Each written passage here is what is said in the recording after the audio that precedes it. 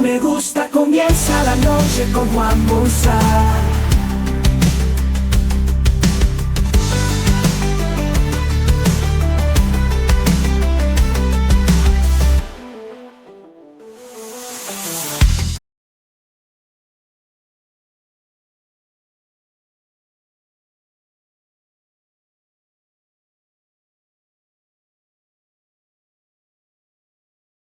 Bienvenidos a La Mesa Legal, tu podcast sobre turismo, negocios y leyes. Todo sobre la mesa, producido por MGE Abogados, construyendo confianza legal. Bienvenidos a La Mesa Legal, tu podcast sobre turismo, negocios y leyes, todo sobre la mesa. Amigos, muchísimas gracias por compartir con nosotros. Una vez más, estamos aquí en La Mesa Legal y para nosotros es un grandísimo honor tener al licenciado Aristóteles Silverio. Aristóteles es un gran profesional del área jurídica de la República Dominicana. Ha sido durante más de 4 años vicepresidente del anterior Centro de Resolución Alternativas de Conflictos, CRC, de la Cámara de Comercio de Puerto Plata. Y hoy es presidente de la nueva llamada Corte de Arbitraje de la Cámara de Comercio y Producción de Puerto Plata. Vamos a hablar del arbitraje, vamos a hablar de todas estas bondades que posee la Corte de Arbitraje de la Cámara de Comercio de Puerto Plata, tanto para los puertoplateños como para la República Dominicana en general. Aristóteles, un placer. Muchísimas gracias. Gracias, Juan Yamil, por la invitación. Realmente para mí es el honor de que tú hayas optado por invitarme a hablar de este tema que realmente es bastante interesante, novedoso y que realmente viene a solucionar muchas situaciones en el ámbito jurídico y la seguridad jurídica, que es lo que las empresas buscan más en estos tiempos. Claro. Así que muchas gracias y gracias a tu audiencia también por compartir con nosotros este conversatorio. No, muchas gracias. Gracias a ti por tu tiempo. Aristóteles, hablar de términos jurídicos en ocasiones se torna un poquito tedioso para la ciudadanía en general. Y básicamente uno de los objetivos que tenemos a través de esta plataforma es poder socializar pues todo lo que tenga que ver con el ámbito legal, con el ámbito empresarial, hacia esa ciudadanía en sentido general que está ávida entonces de conocer un poquito más de muchísimas cosas que le pueden beneficiar. Vamos a empezar por lo más básico. ¿Qué es para una persona que no tiene conocimiento de esto? Pero sin embargo, en el día a día hace relaciones de hecho, de derecho, obtiene obligaciones, etcétera, etcétera, y desconoce qué es una corte de arbitraje. ¿Qué es una corte de arbitraje? Bien, es muy sencillo. Sé que tu audiencia y la mayoría de personas conoce lo que son los tribunales de justicia ordinarios, ¿verdad? Pues una corte de arbitraje no es más que un tribunal, pero que está compuesto por entes o personas que no pertenecen al ámbito de la esfera del Poder Judicial. Abogados, pueden ser médicos, ingenieros, es decir, una variedad, una gama de profesionales y técnicos que pueden formar parte de una corte arbitral siendo árbitros en un proceso. Dicho esto, en el contexto de nuestro país, una corte de arbitraje, y me refiero a las cortes manejadas por lo que son las cámaras de comercio y producción del país. Que son las legalmente establecidas. Correcto. Es decir, para manejar lo que es el arbitraje en sede, el arbitraje institucional, porque adicional a esto tenemos también lo que es la Ley 489, que es la que establece un mecanismo de arbitraje que es conocido como arbitraje ad hoc. Pero vamos a centrarnos en el arbitraje institucional, que es el que manejan las cámaras de comercio. Muy bien. Es una corte que está compuesta, como habíamos establecido anteriormente, por personas, que puede ser una o varias, es decir, tiene que ser un número impares, de sujetos que están llamados a conocer de un litigio que le ha sido asignado por partes que han voluntariamente decidido que su diferencia se conozca mediante un proceso arbitral. Okay. Es decir, profesionales, como mencionaba anteriormente, abogados, médicos, ingenieros, que conforman lo que es un tribunal que puede ser unipersonal o colegiado, a los fines de decidir conocer un proceso litigioso que ha surgido entre dos partes que voluntariamente han establecido en un contrato una cláusula arbitral o que posteriormente al surgimiento del litigio han decidido conocer su proceso en una corte de arbitraje. Es decir, que harían las veces de lo que sería un juez ordinario. Correcto. Y no necesariamente tiene que ser alguien del sector legal estrictamente. Puede ser un médico, puede ser un ingeniero. Correcto. De manera que allí en una corte de arbitraje, cuando se presenten diferentes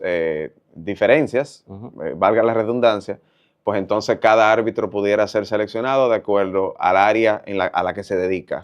Más o menos esta es la idea. Eso es correcto, eso es correcto. Y esa es una de las bondades que maneja lo que es el arbitraje, de que tú tienes la opción, dependiendo de la rama o el litigio que se vaya a presentar o la especialidad del litigio, es seleccionar árbitros que correspondan al área en conflicto. Ahí te me adelantaste a una respuesta, pero ya la engancho a la segunda. Okay. Entonces, ¿qué bondades tendría tener una corte de arbitraje, digamos, si ya los tribunales ordinarios existen? O sea, vamos a decir que tenemos un poder judicial que brinda ese servicio a través de todos los diferentes, de todas las jurisdicciones a nivel nacional. Entonces, ¿qué ventaja tendría una corte de arbitraje frente a los tribunales ordinarios y por qué la existencia de los mismos? Sí, bien, fíjate, yo diría, ya yéndonos prácticamente la parte subjetiva de los entes envueltos en el litigio, que hay que tomar en cuenta la continuidad de los negocios. La mayoría de empresas que eligen llevar sus litigios a un proceso arbitral tienen diferentes contratos, tienen cadenas de contratos, contratos enlazados, que no necesariamente un contrato o un litigio tiene que afectar la secuencia de los demás. Entonces, ¿qué resulta? El arbitraje tiene la bondad de que la especialización, que era lo que estábamos conversando anteriormente, sí, con relación a que tú puedes seleccionar un ingeniero, por ejemplo, si tú tienes un problema de una situación estructural, o tú quieres hacer quizás una experticia de si realmente la obra se ha ejecutado al porcentaje que se está cobrando. Es decir, de algo muy técnico. Exactamente, exactamente. De igual manera, quizás algo arquitectónico, un tema contable también, que tú tendrás que hacer quizás una auditoría un poquito más profunda.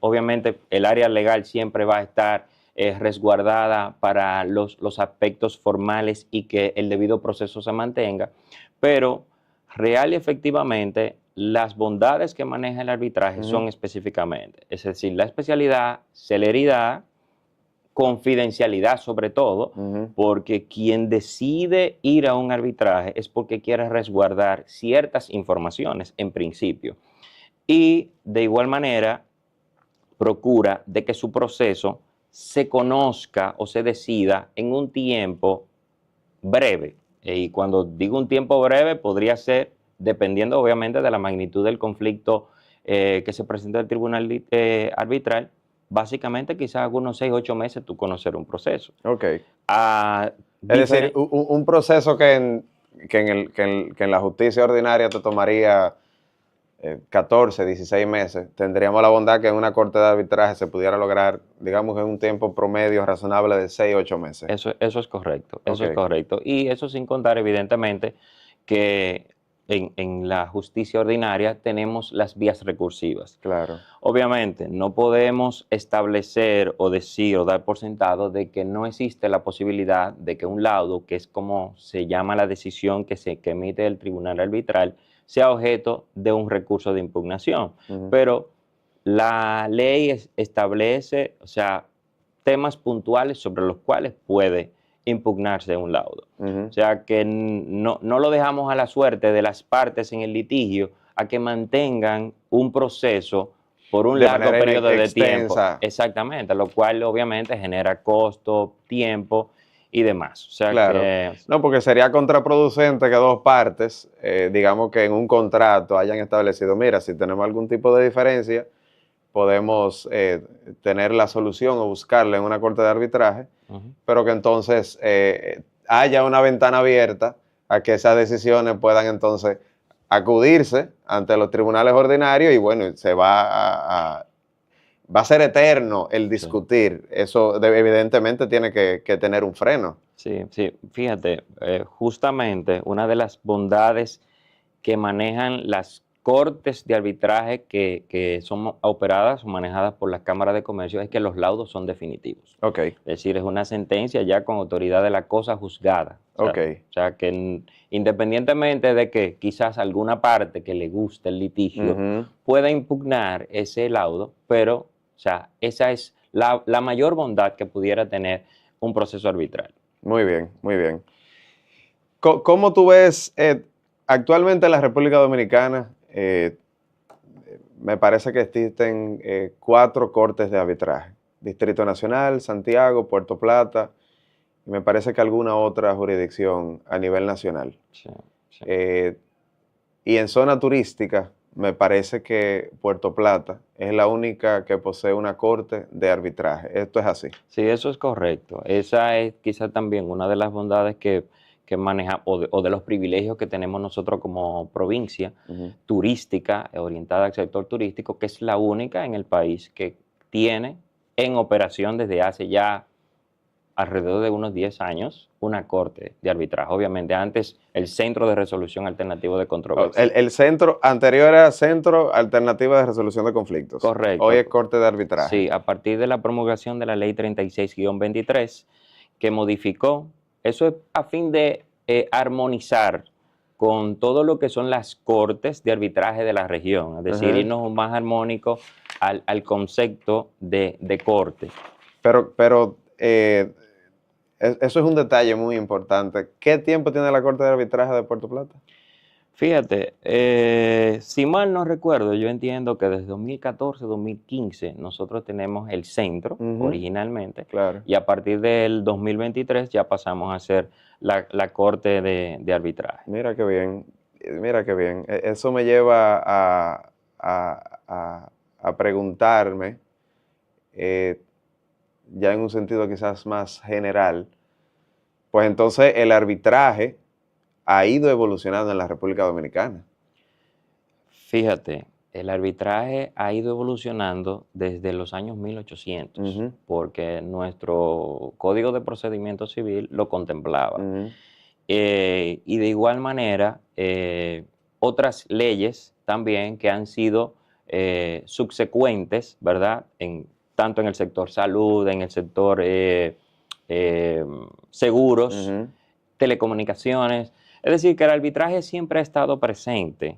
Los métodos de resolución alternativos de controversia siempre han estado presentes en nuestras esferas. No es un tema extraño. Lo que resulta es que quizás no existe una cultura de conocimiento. Ahí vamos. De la figura del arbitraje o de los métodos alternos de resolución de controversias. Ahí específicamente iba, porque si uno acude socialmente, quizás a conversarlo con diferentes amigos, empresarios, colegas, etcétera, etcétera, particularmente me da la sensación de que tener conocimiento de que existe una corte de arbitraje es algo incluso como novedoso. Y quizás el detalle de todo lo que se ofrece, quizás de la historia que tiene estos métodos alternativos, pues entonces quienes dominan o quienes están en el día a día con el área, pues evidentemente lo conocen. Pero me preguntaba eso, ¿por qué quizás socialmente estos métodos alternativos y estos centros no es de tan público conocimiento? Y no sé si es que aquí hay una alta cultura del litigio y de acudir estrictamente a los tribunales ordinarios. Tú como presidente de la Corte de Arbitraje creo que tienes una labor bellísima que hacer, y es quizás de comunicar a toda la ciudadanía, a todo el país, porque la Corte de Arbitraje, y es algo, hacer un paréntesis, no es estrictamente para la Cámara de Comercio y Producción de Puerto Plata. Cualquier persona fuera de la Cámara de Comercio y Producción de Puerto Plata pudiera utilizar los servicios de la Corte de Arbitraje. claro que sí, claro que sí. Y yéndonos quizá a lo anterior que estabas comentando Sí. antes de la pregunta, eh, existe el problema de la cultura, del conocimiento, de la difusión de lo que es el arbitraje. Anteriormente existía una especie de antagonismo, de que el juez ordinario entendía que un árbitro no tenía el mismo imperio que tienen ellos. Ok. Y podríamos decir que en cierto sentido sí. O en porque- algún momento. Exacto, en algún momento sí. Pero sin embargo, eso ha variado bastante. Fíjate, actualmente nuestro sistema de justicia ordinario está incluyendo dentro de todos los procesos, Ujú. inclusive materias en las cuales nuestra ley de arbitraje la tiene como vedadas para llegar a una solución alternativa. Ujú. Existe un reglamento que emitió el Poder Judicial en el cual da apertura a que dentro del ordenamiento jurídico nacional, los jueces y las partes tengan la opción de acudir a métodos alternativos de controversia. No establecen el arbitraje per se, pero sí otros métodos, como la conciliación y la mediación. Es decir, que ya la cultura de buscar una solución alterna y de no ir al litigio per se natural Ujú. se está arraigando en Ujú. nuestro ordenamiento jurídico. De hecho, hay jueces, entre los cuales puedo señalar al magistrado Samuel Arias, Ujú. Edison Alarcón, Ujú. que son unos fieles abanderados de lo que son los métodos alternativos de controversia. De hecho, el magistrado Alarcón tiene una obra de la misma ley 489, en la cual hace sus análisis realmente con relación a la ley y es un abanderado realmente de lo que es el arbitraje. Es decir, que poco a poco Se va insertando. nos estamos insertando en ello. Poco a poco nos estamos insertando. Sí, porque al final de cuentas me parece que por parte del Poder Judicial, digamos que fortalecer de alguna manera también la existencia de estos métodos alternativos y específicamente de las cortes de arbitraje, digamos que es un plus, es un Claro. adicional, porque digamos que el Poder Judicial lo que busca es poderle garantizar el ejercicio a todo dominicano, a toda persona que quiera acudir ante un tribunal ordinario, de exigir sus derechos. Pero evidentemente si existen medios paralelos amparados por la ley que puedan colaborar a esto, digamos que al final es la sociedad la que se beneficia.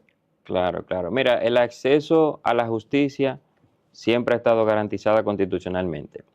Y que las partes decidan llevar su proceso de manera privada en un proceso de arbitraje o en otro método alternativo de solución de controversia es también garantizar el acceso a la justicia.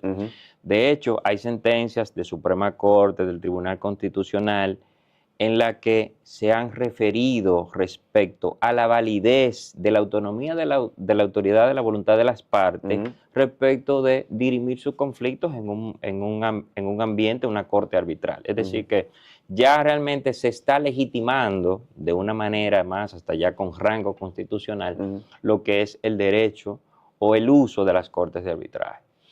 De cara al futuro, ¿cuáles serían los mayores retos que tú consideras que tiene la Corte de Arbitraje y el arbitraje en sentido general para la República Dominicana? Que tú pudieras compartir con nosotros. Fíjate, yo lo que veo es un tema de la cultura, o sea, la cultura en principio de la parte jurídica, que es la que asesora a los clientes que tienen un conflicto, y no tanto quizás en el momento del conflicto, sino previo al conflicto, porque al momento de la negociación. Exactamente, al momento de la negociación es donde tú debes de asesorar de manera correcta a tu cliente a fin de que pueda elegir, o sea, darle la opción de que vea las ventajas y las bondades que tienen estos métodos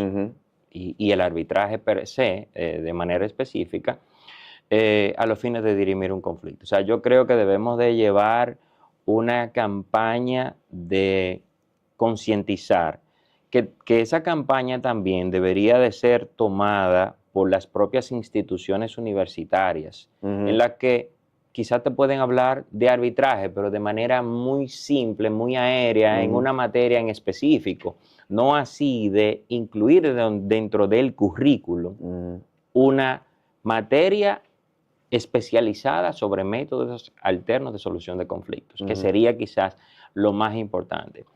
Hay universidades en el país que de manera quizás a los fines de dinamizar y de que se vaya haciendo un conocimiento en los mismos estudiantes, han hecho competencias de arbitraje. Y eso lo vemos muy loable. De hecho, vamos a mencionarla, es la Pucamaima. Claro, qué bueno. La Pucamaima ha sido una de las pioneras en esto. Qué bueno, qué bueno.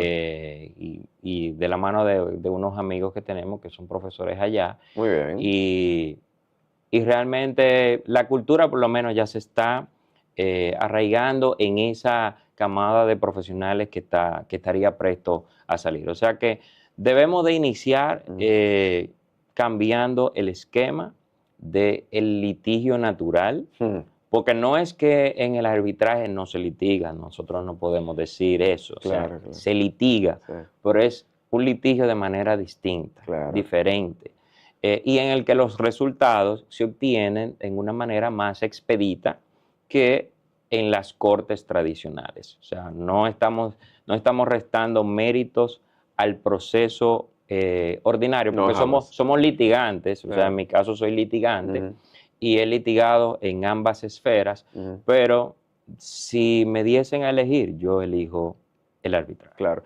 No, pero que al final el litigio lo que persigue es una decisión. Correcto. El litigio no nace y muere con la intención de que el litigio sea eterno. O sea, lo que se persigue es una decisión. Aquí se busca que quizás por un tema de celeridad, por un tema de especialización, pues entonces haya un mejor escenario para buscar esa solución que una o que ambas partes quisieran, claro, pero ni mucho menos de restarle ninguna capacidad a los tribunales ordinarios y al Poder Judicial, ni mucho menos. Por eso hacíamos alusión a que quizás se trata de un plus, de un adicional, y al final es la sociedad la que se beneficia. Sí, es una forma de descongestionar también el sistema de justicia que está bastante que hay que reconocer que está muy congestionado, sí, y que son demasiados los procesos que el Poder Judicial debe de llevar día a día en toda la geografía nacional. Nosotros tenemos que estar conscientes de eso.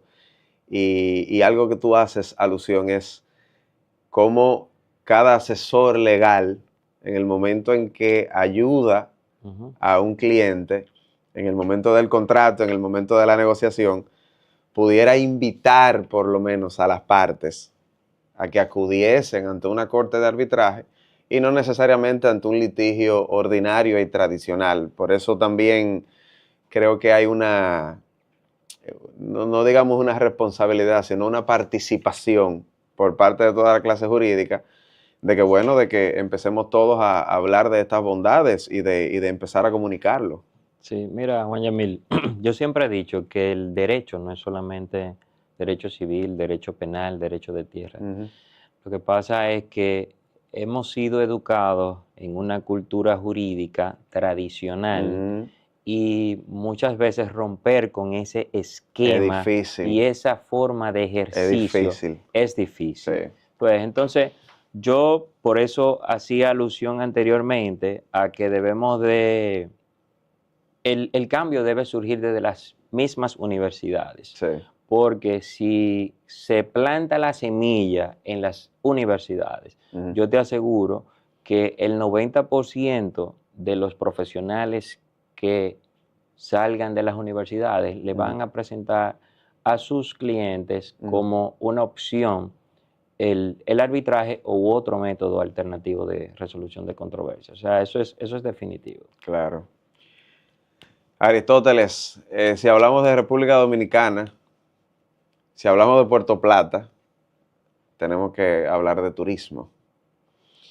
Y si enlazamos el tema turístico con la Corte de Arbitraje,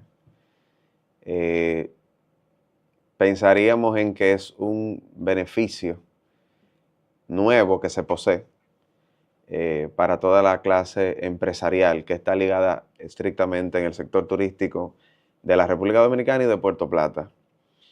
¿Cómo tú ves que la Corte de Arbitraje puede venir a colaborar a que el turismo de la República Dominicana siga fortaleciéndose y evidentemente todo el turismo de la zona norte de la República Dominicana? ¿Qué tú le dirías a ese empresario turístico o a ese inversionista extranjero que ya está o que viene y que entonces anda investigando sobre nuestro país? Sí, fíjate, gracias a Dios, nuestra provincia de Puerto Plata tiene la bondad de ser un polo turístico o un referente para el país en cuanto al turismo.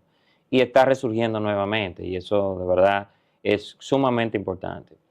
Y yo creo que es el momento adecuado o ha sido el momento adecuado del desarrollo de Puerto Plata de que haya surgido la Corte de Arbitraje en la Cámara de Comercio y Producción de nuestra provincia. ¿Por qué? Porque sin lugar a dudas, esas empresas turísticas que están acostumbradas y esos empresarios turísticos que están acostumbrados a este tipo de soluciones jurídicas, evidentemente van a elegir el arbitraje. O sea, y te lo digo porque en la práctica profesional que manejamos y con ciertos niveles de clientes que manejamos también, lo hemos visto. De hecho, nos han hecho consultas respecto a si tenemos las opciones de arbitraje y otros métodos. Y hemos podido de manera satisfactoria establecer que sí, que nuestro país cuenta y nuestra provincia de Puerto Plata cuenta con una corte de arbitraje. Es decir, que esto le da más tranquilidad y garantía de que su inversión, en caso de que surja un litigio, va a tener una decisión pronta, oportuna y ajustada a la especialización que conlleve el litigio. Porque, o sea, no es lo mismo, y no es que no haya seguridad jurídica en nuestro país, pero no es lo mismo, como hablábamos anteriormente, que en vez de tú tener una decisión final en un lapsus de 6, 8 meses, a tú tener que esperar quizás 12 meses, 14 meses para tener una decisión de primer grado. O sea, son cuestiones que realmente son fundamentales e importantes. Además, el que va a un arbitraje, obviamente, el que va a un litigio sabe que uno va a ganar o uno va a perder. Sí, sí. Pero la misma celeridad con que tú obtienes una decisión también muchas veces provoca de que las partes lleguen a un acuerdo, a una solución. De hecho, hemos tenido en el centro procesos litigiosos que se han conciliado, porque evidentemente, o sea, se va al litigio, pero se sabe que se va a ganar o a perder, pero el que tiene la opción o la certeza de que perderá el proceso, va a tener ya que reconsiderar si continúa con su posición o si busca una forma de llegar a un acuerdo con la otra parte. Y afortunadamente, gracias a Dios, hemos tenido procesos que se han logrado conciliar y no se ha terminado, no se ha concluido con un laudo condenando a ninguna de las partes. Pero evidentemente esto senta las bases para que el empresariado local y también el empresariado y los inversionistas que vienen, pues entonces elijan esta opción porque saben de que sus procesos y sus inversiones están garantizadas. Qué bueno, qué bueno. Y eso es bastante importante mencionar. Bueno, nosotros tenemos ahora mismo en Puerto Plata durante varios años números en el sector turístico que nosotros tenemos que conservar con el ánimo de que siga aumentando. Y esto necesariamente va a ir de la mano con una mayor garantía, tanto para el empresariado local como internacional, para que esto sea una realidad. De manera que me parece excelente todo lo que tú planteas. Yo te tengo 2 últimas preguntas. Dime una o 2 cosas que a ti te gustaría lograr como presidente de la Corte de Arbitraje de Puerto Plata? Bueno, fíjate, siempre tenemos metas que lograr y yo creo que una de las principales sería de que, si no al 100%, pero por lo menos tratar de que tanto el empresariado como la clase jurídica tengan conocimiento y tengan un mayor acceso a lo que nuestro centro ofrece o nuestra corte ofrece. Ese sería uno de los principales objetivos que nosotros tendríamos en la Corte de Arbitraje, junto con un equipo del cual también usted forma parte. Sí. Y bueno, es sumamente importante eso. O sea, ese es uno. Y segundo, sería de que generar, al mismo tiempo de que se genera el conocimiento, se genere la confianza de que ese listado de árbitros o ese listado de personas que están disponibles para conocer los procesos están lo mayor capacitados para dirimir los conflictos que se presenten. En ese sentido, o sea, es dar continuidad a las gestiones de los antiguos presidentes, ¿Cómo no? en aras de que tanto el personal que maneje la Corte como los mismos árbitros estén actualizados respecto de todo lo que tiene que ver con el proceso arbitral y los diferentes métodos alternos de solución de conflictos. Qué bueno, ¿no? Y para uno es un placer acompañarte en estas funciones, de manera que yo creo que sí, que es algo muy importante que la sociedad en sentido general se eduque de todas estas bondades.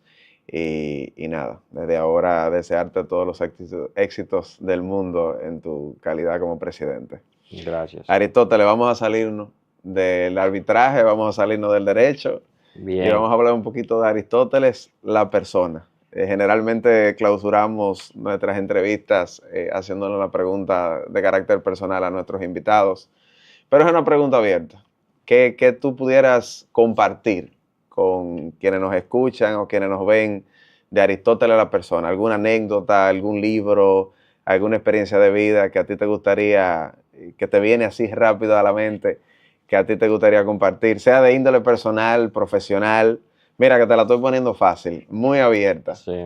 Bueno, fíjate, ¿qué te diría? Me sorprendiste porque realmente estábamos enfocados en lo que es el tema del arbitraje. Claro. Pero yo te diría que como persona trato de ser muy hogareño.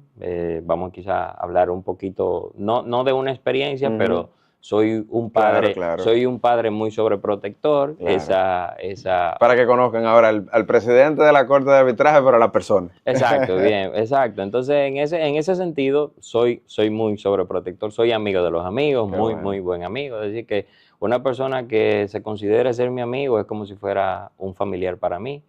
Y siempre voy a procurar de que esté bien cuidado.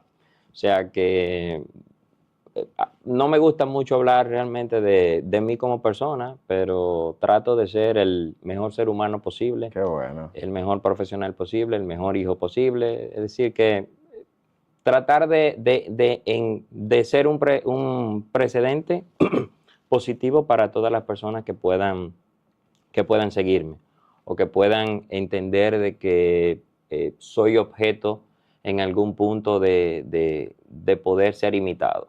Claro. Y quién más de ser imitado que por nuestros propios hijos. Entonces, en ese sentido trato siempre de caminar lo más correcto posible. Qué bueno, ¿no? Y quienes compartimos contigo de alguna manera u otra, podemos dar fe de eso. Un gran profesional y mejor persona. Gracias. Así que para nosotros ha sido un placer tenerte por aquí. Muchas gracias, Juan Yamil, y en cualquier otra ocasión que podamos colaborar, estamos a la disposición de hacerlo. Te tomamos la palabra, eso está grabado, de manera que te vamos a tener aquí de manera recurrente. Bien, pues gracias. Muchísimas gracias. Y éxitos a ti también. Muchas gracias, de verdad que sí. Espacio es suyo. Bien, gracias. Un placer. Muchas gracias, estimados. Aquí finaliza La Mesa Legal, tu podcast sobre turismo, negocios y leyes. Todo sobre la mesa, producido por MG Abogados. Bienvenidos a la Mesa Legal, tu podcast sobre turismo, negocios y leyes, todo sobre la mesa. Ahora sí, vamos a conectarnos, señores. Trabajamos cada día, sabes que estamos ahí, conectándote al futuro. Por eso somos Altis, presentes en cada bar, aula y hospital, donde una buena noticia hoy recibirás. Altis, conectándote siempre, el poder de la gente se siente cuando hay conexión. Altis, conectar es el camino, por eso siempre estamos conectados contigo, con mi gente que quiere conexión desde Punta Cana a Jabón. Y en cada aula decimos presente, escribiendo el futuro de toda nuestra gente. Seguimos caminando para adelante seguros, decimos presente, mirando al futuro. Conectados contigo, recorrer el camino, siempre vas conmigo y yo contigo. Es que aquí todos somos Altis, somos una familia, somos país, siempre contigo, porque nosotros somos Altis.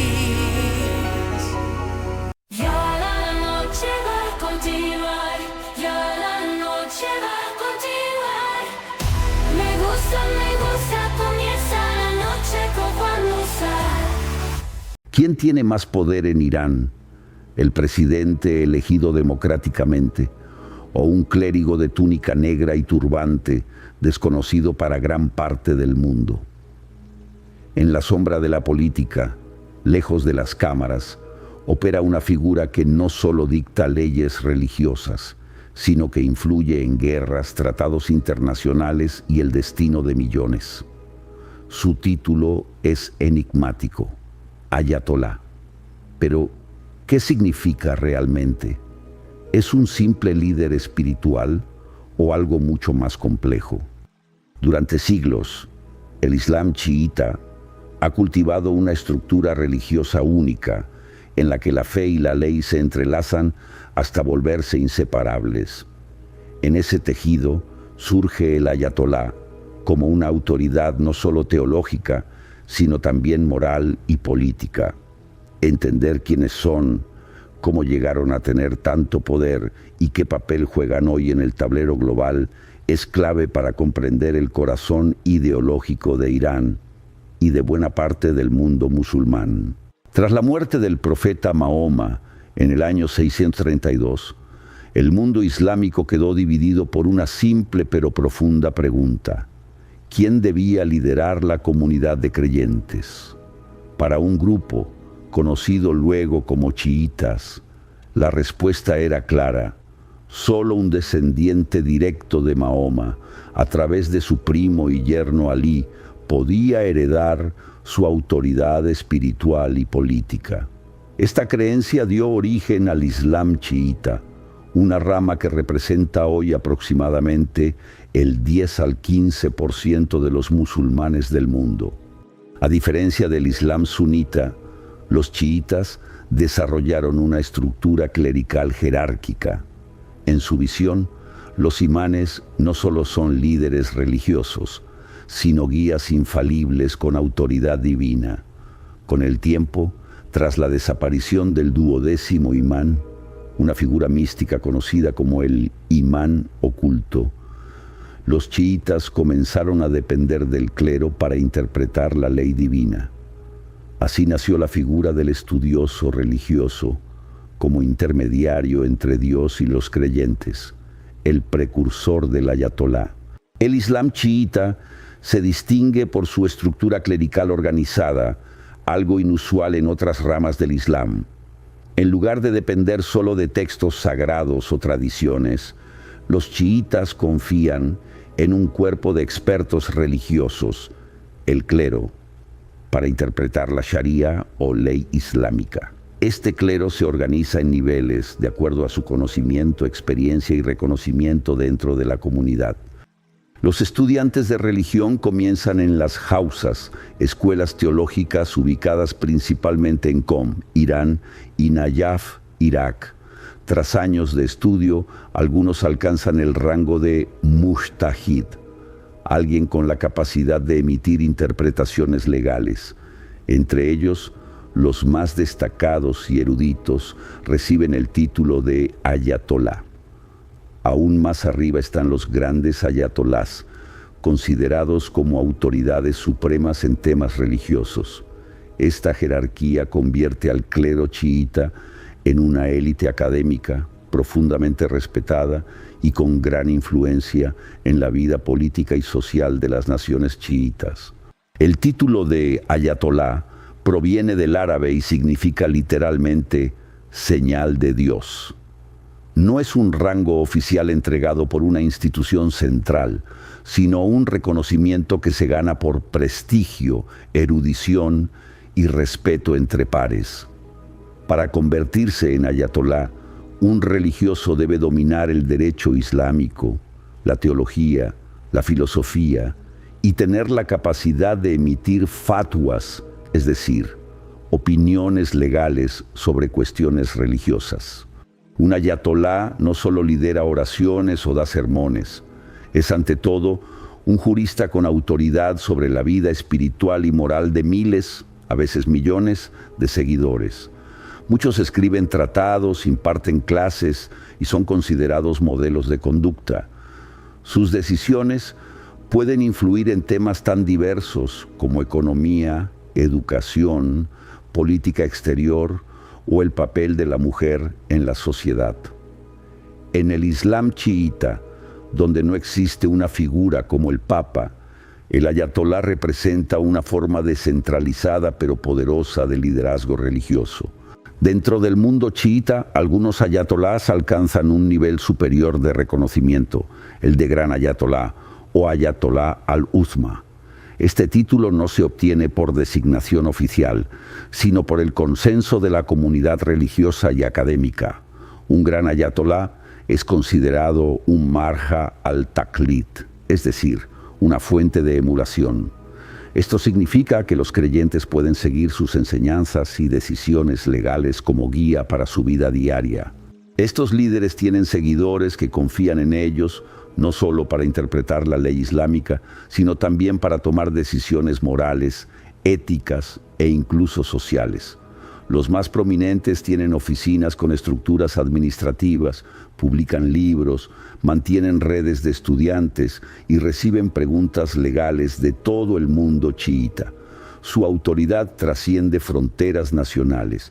Algunos grandes ayatolás son más conservadores, otros reformistas, pero todos comparten una influencia profunda sobre millones de personas que los ven como representantes vivientes de la voluntad divina. Hasta mediados del siglo XX, los ayatolás tenían una influencia notable pero limitada al ámbito religioso. Todo cambió en 1979, cuando Irán vivió una de las revoluciones más trascendentales del siglo. Bajo el liderazgo del ayatolá Ruhollah Khomeini, el pueblo iraní derrocó al Shah Mohammad Reza Pahlavi, un monarca aliado de Occidente, acusado de corrupción y autoritarismo. Khomeini no solo fue un gran ayatolá, sino el arquitecto de una nueva visión, un Estado islámico gobernado por clérigos. Su teoría del wilayat al-faqih, o gobierno del jurista islámico, propuso que en ausencia del imán oculto, el poder político debía recaer en los más sabios de la fe, los ayatolás. Así nació la República Islámica de Irán, la primera teocracia moderna gobernada por el clero chiita. Desde entonces, el rol de los ayatolás dejó de ser únicamente espiritual. Se convirtieron en pilares del poder estatal, legislativo y militar de una nación. Con la instauración de la República Islámica, el cargo más poderoso del Estado no fue el de presidente, sino el de líder supremo o rahbar. Este puesto, reservado a un gran ayatolá, concentra la máxima autoridad religiosa y política en Irán. Khomeini fue el primero en ocuparlo, y tras su muerte en 1989, fue sucedido por el ayatolá Ali Khamenei, quien lo mantiene hasta hoy. El guía supremo supervisa las Fuerzas Armadas, nombra a los jefes del Poder Judicial, controla los medios estatales y puede vetar leyes aprobadas por el Parlamento. También selecciona a los miembros del Consejo de Guardianes, un órgano clave que filtra candidatos electorales y garantiza que las leyes se ajusten al Islam. Aunque existe un presidente elegido por votación, su poder está subordinado a este líder religioso.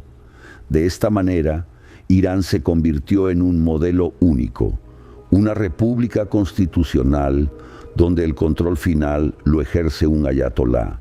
Aunque el epicentro del poder chiita está en Irán, la figura del ayatolá trasciende sus fronteras. En Irak, por ejemplo, se encuentra Nayaf, uno de los centros teológicos más antiguos del Islam chiita. Allí reside el gran ayatolá Ali al-Sistani, una figura altamente respetada que, a diferencia de Jamenei, se ha mantenido alejado del poder político directo, pero ejerce gran influencia sobre millones de chiitas en todo el mundo. En países como Líbano, Bahrein, Pakistán o incluso comunidades chiitas en Europa y América, los ayatolás son referentes religiosos centrales. Algunos respaldan movimientos sociales o políticos, como ocurre con Hezbolá en Líbano, cuyo respaldo ideológico proviene en parte de ayatolás iraníes. Otros se centran en el estudio y la guía espiritual. La diversidad entre ellos es amplia. Hay voces reformistas, tradicionalistas y hasta opositoras al régimen iraní. Pero todos comparten una autoridad construida sobre décadas de estudio, reputación y liderazgo religioso. El poder concentrado en los ayatolás no está exento de críticas. En Irán, sectores reformistas acusan al liderazgo religioso de sofocar las libertades civiles, limitar la participación política y reprimir a quienes cuestionan la autoridad clerical. Las protestas lideradas por mujeres y jóvenes, como las de 2009 o las más recientes en 2022 tras la muerte de Mahsa Amini, reflejan una tensión creciente entre la sociedad y el aparato religioso. Incluso dentro del propio clero hay disensos.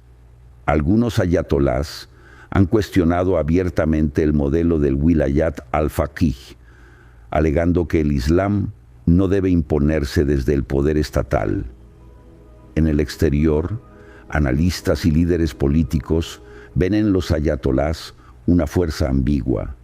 Por un lado, fuente de estabilidad y tradición.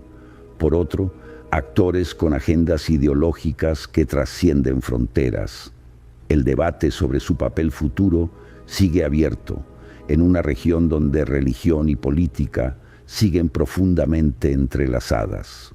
Comprender quiénes son los ayatolás es adentrarse en el corazón de una tradición que combina religión, ley y poder en un solo cuerpo.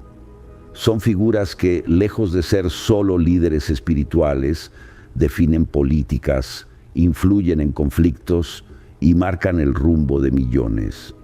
Su existencia no es un vestigio del pasado, sino una realidad viva que moldea el presente de Oriente Medio y más allá. Hoy, mientras el mundo observa con atención los cambios sociales en Irán y las tensiones geopolíticas en la región, el rol de los ayatolás sigue siendo decisivo. Algunos los ven como guardianes de la fe, otros como barreras al cambio. Pero más allá de la opinión, lo cierto es que su historia, influencia y evolución son esenciales para comprender uno de los sistemas religiosos y políticos más complejos del mundo contemporáneo. Conocerlos no es solo entender a Irán, sino a una parte vital de la historia del Islam moderno. Me gusta, comienza la noche con Juan Musa.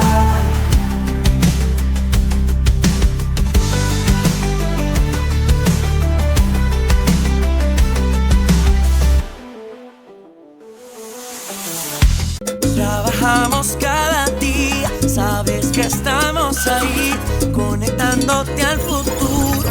Por eso somos Altis, conectados contigo. Recorrer el camino, siempre vas conmigo y yo contigo. Es que aquí todos somos Altis. Somos una familia, somos país, porque nosotros somos Altis. Altis, conectados contigo. Cuida tus límites. El alcohol te quita lo que más quieres. Si su vehículo, no importa la marca, el modelo, el año, si tiene algún problema de la carrocería, ahí está Talleres Palin. Honradez, experiencia y servicio. Para mantener una buena salud bucal es necesario una adecuada higiene y consultar al odontólogo regularmente.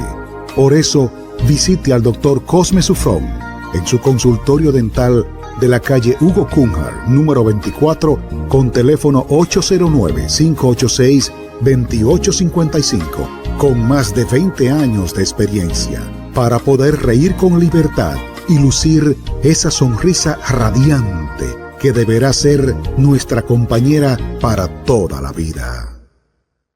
La hemodinamia es una subespecialidad de la cardiología que se encarga del estudio anatómico y funcional del corazón.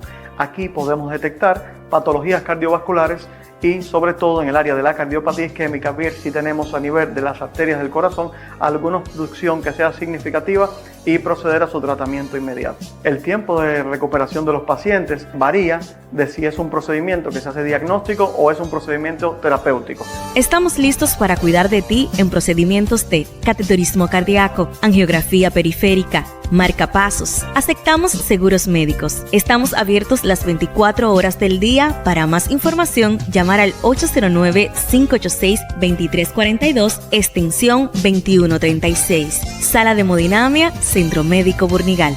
Agua Jericó ratifica su compromiso de calidad y servicio con el pueblo puertoplateño.